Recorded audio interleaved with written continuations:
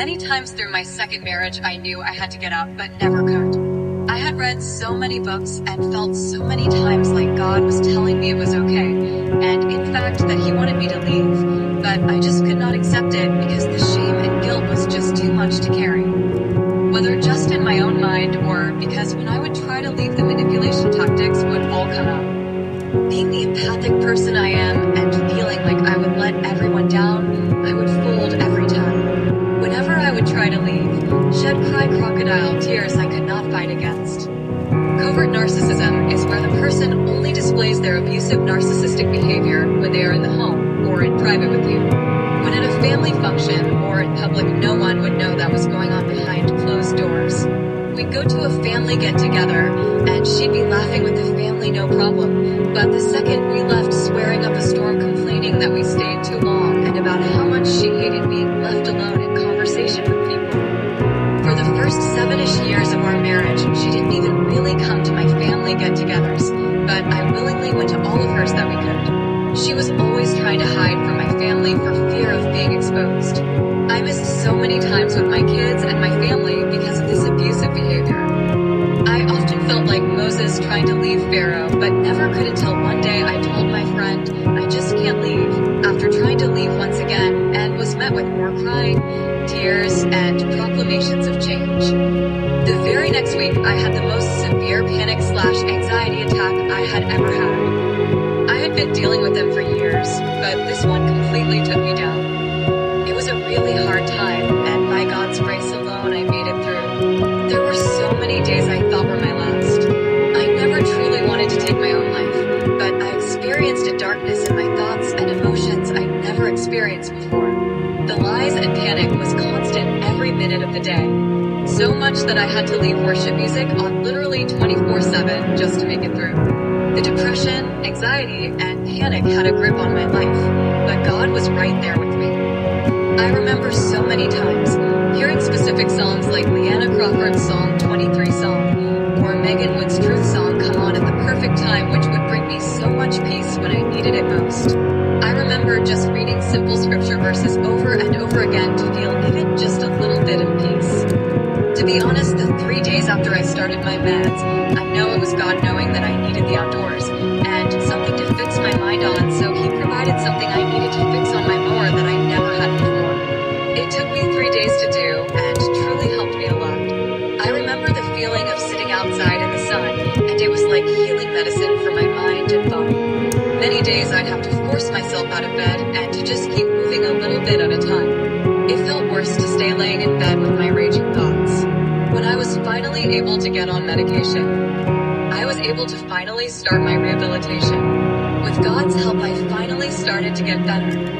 During this time, I saw with real clarity that my wife did not genuinely care about what I was going through, but her own lack of needs. A few months into taking medication, I finally was feeling a lot better, and once that I was meeting one of my best friends for breakfast, I came across a video where Alicia Cummings talked about a book she had wrote on getting out of a toxic relationship. Many times I tried getting books and stuff to help me, but never could because there was always a paper trail. But this time I clicked a few different buttons and got it free in my Kindle app with a free trial period. It was like the door just swung wide open. I went to play golf with a group of friends after breakfast, and my first 2 golf balls were number 2 and number 11. My cart was number 11. 211 is a significant number to me.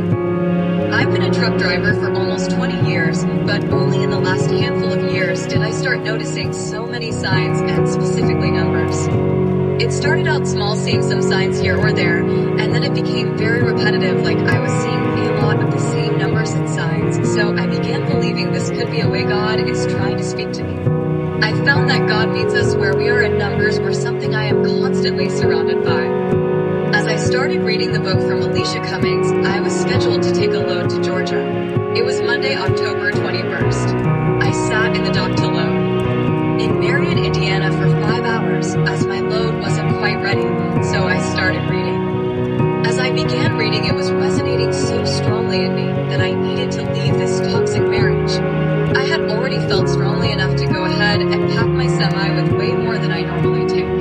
This is something I knew would catch her eye, but because of what I had already read and seen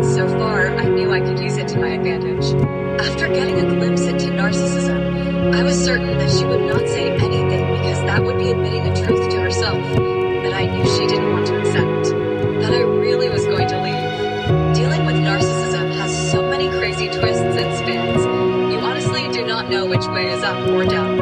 I felt this way for years. It is a constant back and forth, like reeling in a fish and then throwing the line way back out. One minute they can be kind and loving, though it's not real, and the next completely tearing you down and making you feel worthless. I honestly didn't know what was going on and blamed myself for so many things that just weren't my fault.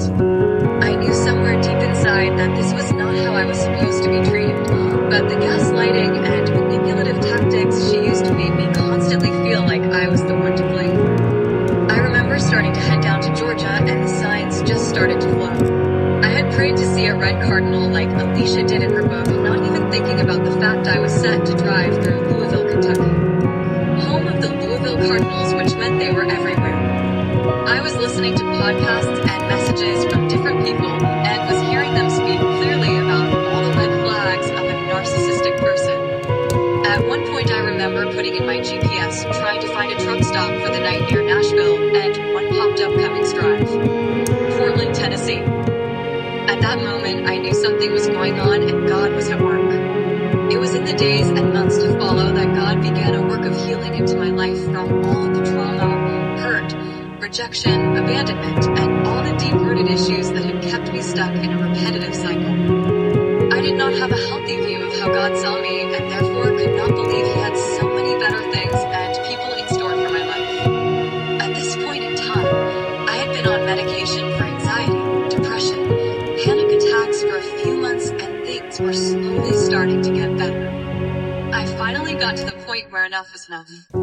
As I tried to exit the toxic relationship, for what seemed like the 100th time, I was met with all the things God had already prepared me for through things I had read, studied, and prayed about. I had read and listened to numerous stories about how narcissistic people get when someone is trying to break free from their hold.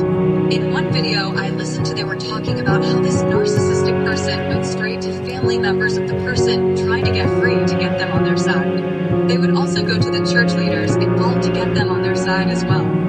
This is exactly what happened to me. You see, to a narcissistic person, it is all a game. Whatever they need to do, whenever and however they need to do it in order for you to return back to doing what they want. It can all look like good intentions and a positive heart change, which is why it can take people so long to be free from it. A narcissistic person does not feel guilty about what they are doing. Their sole purpose is to keep you as the supply for their endless need to be in control.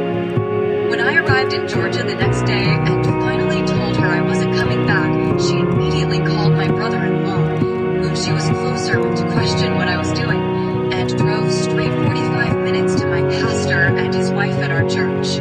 She immediately came clean about a lot of the stuff from the past and poured out her heart, telling them she wanted to make it work and do counseling. I got a call from my pastor and had agreed to do some counseling, yet again feeling pressure to make it work, but I knew in the back of my mind there was no way.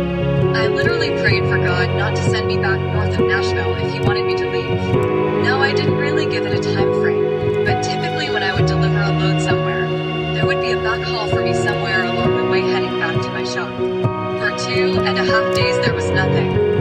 I had also prayed the same prayer I read that Alicia had prayed about seeing a blue jay. I had prayed that if He wanted me to go no contact and leave to send me a blue jay the day before I got to Georgia. On the second day after delivering and not having a back haul, my dispatch told me to head back towards Nashville so they could see if they could find something. When I got to Murfreesboro, Tennessee, I stayed across the street from a pilot in a parking lot near a hotel. The next morning there was still no load, so I went to the Waffle House across the street and ate breakfast. After I ate, I went on a walk through the neighborhood that was behind that lot. This was day 2 after praying for the blue jay. I knew they were blue, but didn't know what their exact kind looked like. As I'm walking and just praying at 9:10 a.m. on October 24th, 2024, I see what looks like a blue jay on the ground. I immediately got a few photos and then Googled it, and sure enough, it was in fact a blue jay. I went back to my truck knowing that God was speaking to me, and my ex called again. I don't really remember much, just more arguing and her trying to get me to come back and work things out. As I'm back at my truck, which was close to a mile from where I saw the blue jay, I see another one in the tree directly in front of me as she is sitting there arguing with me. It was like double confirmation of what I was hearing from God.